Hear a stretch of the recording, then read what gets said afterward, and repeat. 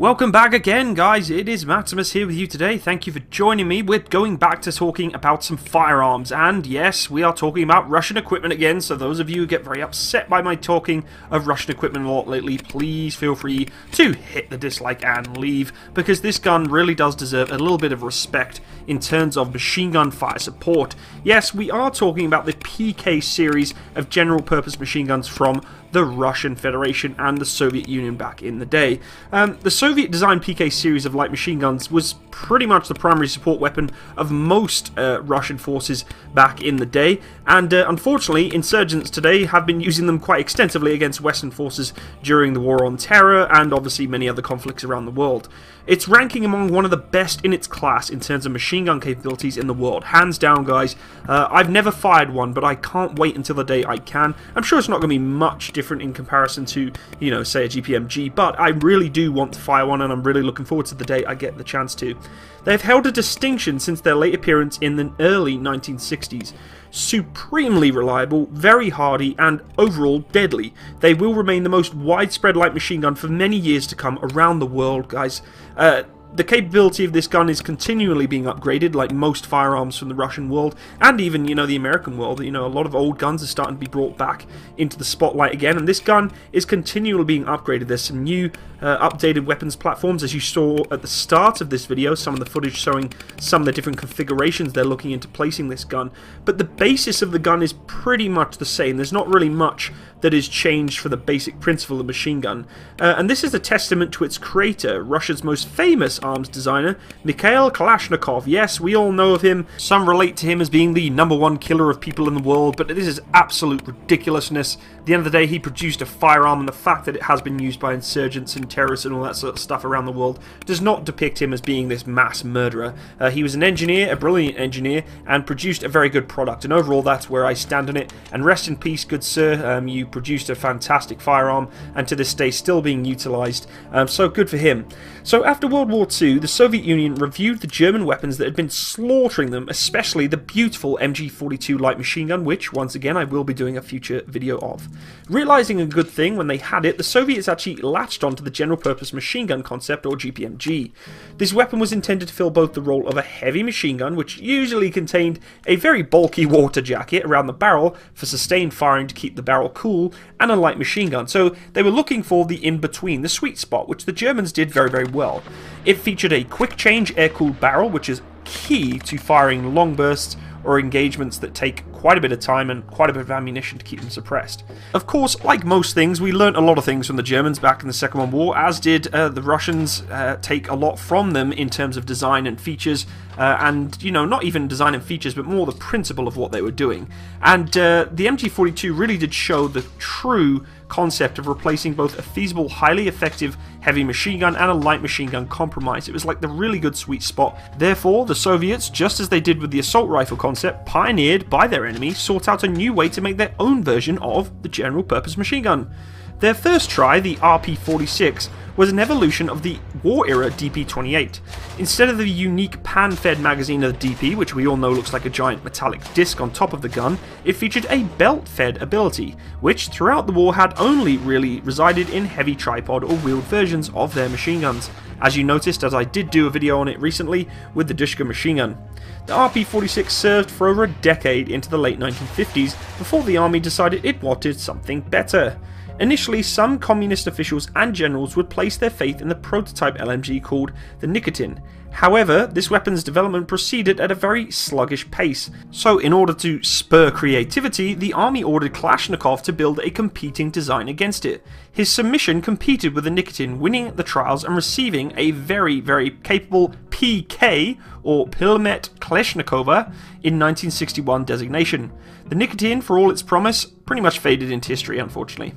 The PK featured Kalashnikov's favourite traits, reliability first and foremost, which is very standard on most Russian firearms and equipment nowadays. I mean, a lot of people say Russian equipment's so unreliable, so much junk.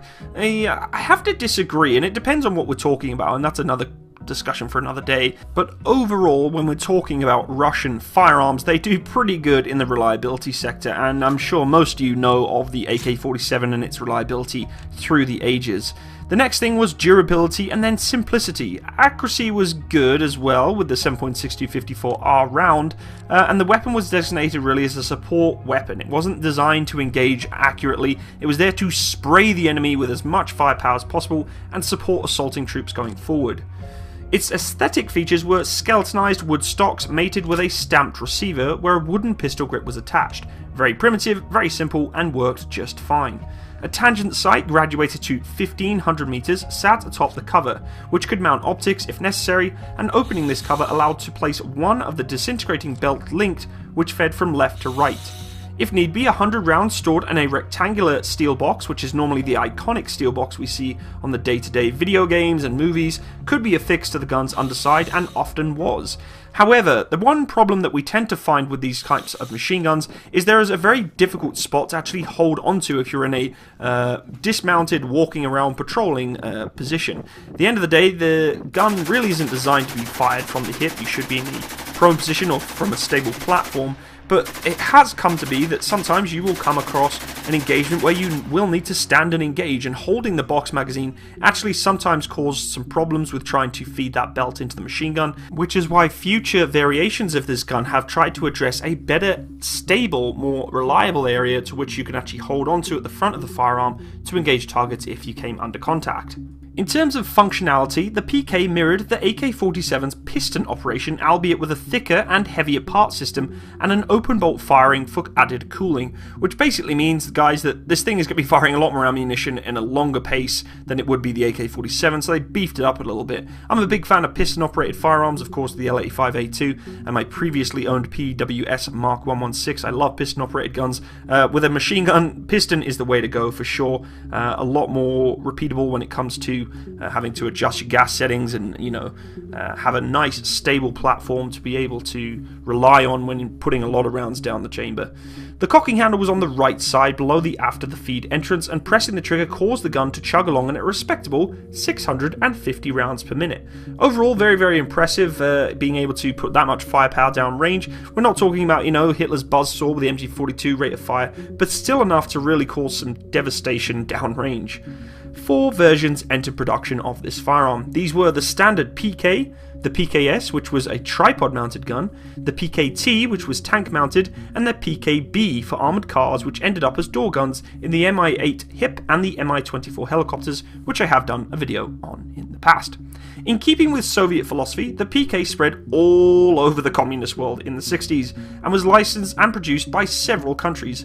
Once it appeared on the battlefield, notably in Vietnam in the Middle East, it proved one of the best general-purpose machine guns in existence, the other being the FN Herschel's MAG, which was heavier and more expensive.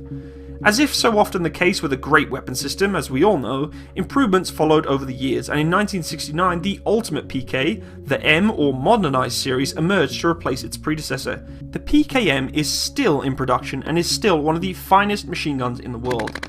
It is improved on the PK in different areas, one being an over 3 pound reduction to weight to 16.5 pounds overall, and a slightly shorter length of the firearm overall is about half an inch, as well as a half-inch shorter barrel. This is the current and most widely available model seen in the War on Terror and places like Libya, Sierra Leone, Syria. It's just a very common weapons platform today that tends to get shared around. Of course, most of these guns nowadays are even being upgraded further. Special Forces of Russia are looking into trying to improve them concurrently into new service packages. The latest influence of the PKM in Russia is the PKP. This design, a squad automatic weapon or SAW, replaces the previous variants that were nothing more than a long barrel AKM called the RPK and the AK-74 called the RPK-74. The Pesheng, as it is nicknamed, looks similar to the PKM but has a fixed barrel with a radial fins for cooling and weighs 19 pounds. It entered service in 2001 and is currently at work heavily in Ukraine, obviously. At its core, the PKP remains a gas-operated machine gun system capable of fully automatic fire while being fed by a way of 100, 200 or 250 round belt magazines held in a hard box under the receiver. It retains the use of the 7.62x54R cartridge seen in the PK or PKM and features a rate of fire reaching 600 to 800 rounds per minute, which was a little bit of improvement over the PKM series. Muzzle velocity of the gun is 2,700 feet per second, while effective range reaches up to 1,500 meters, which was very standard. Outwardly, the PKP showcases a workmanlike appearance with a solid, rectangular receiver in an all-black finish. As you can see, the protruding carrying handle to remove the barrel is not on this firearm anymore. Instead, it is a carrying handle that is recessed into the gun as a standard plate platform. This has a couple of disadvantages to what I can see. It looks like it would graze your blimmin' knuckles off when trying to shoot this thing. It looks like the tolerances and clearances for your hands to get in between that handle are very tight, and if you're looking at shooting this thing for prolonged periods of time, potentially standing or on patrols, it looks like it will grind your skin off your knuckles. But you know, I don't know, it just looks a little tight in there, it looks a little uncomfortable. Unlike the other guns, the PKP does not feature a quick change barrel facility for the field management of hot barrels. Instead, the assembly is designed with a forced air-cooled arrangement, basically allowing the gun to cool itself a lot more efficiently. I don't know how much I'm pro for this. It's something that, you know, I think all heavy or slash medium machine guns should have as an interchangeable barrel. It's very, very handy to have, but you know, maybe they do have something that is a lot better for this gun to cool it down. The final configuration in this gun is the Peshneg, I'm going to try my best to say that, bullpup, which is a reworked form of the gun to a bullpup configuration, retaining its full-length barrel and containing the action magazine feed to the rear of the trigger group. The Peshneg 2 is considered an improved based on the original Peshneg model and is currently in development phase since 2014. As you can see, this bullpup design is very different to what we're seeing on the standard PK design, but honestly, it looks very, very strange. It looks like an almost futuristic type gun. It's butt ugly in my eyes, but maybe if it's doing the job better, then why not? I know a lot of people don't like the bullpup design. I must admit, I'm very triggered by seeing that belt coming in at an angle, but I don't think it makes much effect on these guns. At the end of the day, they could probably fire 1,000 rounds at that angle and have absolutely no problem. And this Russian bruiser looks like it could literally tear my head off, so I don't think I'm going to say much more about this gun without saying its positives anymore. But something interesting to see, you know, you don't really see much of the more modern style Russian equipment coming into the showcase, into the media spotlight, so it is nice to see. Overall, guys, I have a lot of respect for this gun. It has seen many conflicts around the world, inclusive of conflicts against myself. Many times have I seen insurgents in Afghanistan putting these things downrange onto us. So yes, I have respect for it, but at the same instance, I do appreciate the fact that it did try and potentially kill me and my buddies. But, you know, that is what it is, and that's not something against the firearm itself. You know, it's clearly a very well-made design and still being utilized as a chief design of medium machine guns for the Russian military right now. Will we see an even more improved design? Who knows? I mean, this bullpup design is definitely a little funky. I know there's new designs coming in, as you can see here, with the belt fed from the backpack design, different kind of setup completely. I don't know how I feel about that kind of design. It seems a little impractical to create more weight to carry ammunition to feed, but you know, that's designs that have been coming into the US too. They've been looking into that kind of platform. But yes, a very well respected gun, and I hope you enjoyed today's video, folks. Please leave me a like and a comment. Let me know what you think about this gun. I hope to God I get to fire it one day. And if you have fired it, let me know what you think of it, your opinions, your you know, review of it, and if you think if it's a good or a bad firearm. I'd love to hear your your opinion on this. And if you want to support my channel, guys, feel free to go check out my Patreon account. Any donations there is much appreciated, and thank you in advance. Hope you have a wonderful day, guys. Take care, and bye-bye.